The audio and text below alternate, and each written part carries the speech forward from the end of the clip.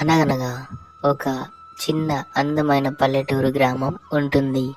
ఆ పల్లెటూరు గ్రామంలో నలుగురు స్నేహితులు ఉండేవారు.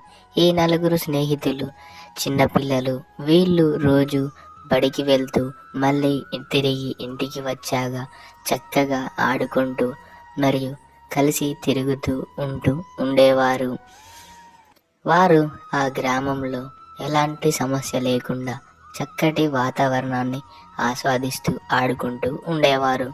ఒకరోజు ఈ నలుగురు పిల్లలు ఆడుకుంటుంటే అక్కడికి వారి మధ్యలో ఒక దెయ్యం వస్తుంది. కానీ ఆ దెయ్యాన్ని ఆ నలుగురు పిల్లలు చూడరు. అలా ఆ దెయ్యం వాళ్ళని భయపెట్టాలని కొన్ని శబ్దాలను చేస్తుంది. అలా ఆ పిల్లలు భయంతో దానిని చూచి మరియు అక్కడి నుంచి పరిగెడతారు. అలా వాళ్ళు నలుగురు ఆ దయ్యాన్ని చూసిన దగ్గర నుంచి వాళ్ళకి చాలా భయంగా ఉంటుంది.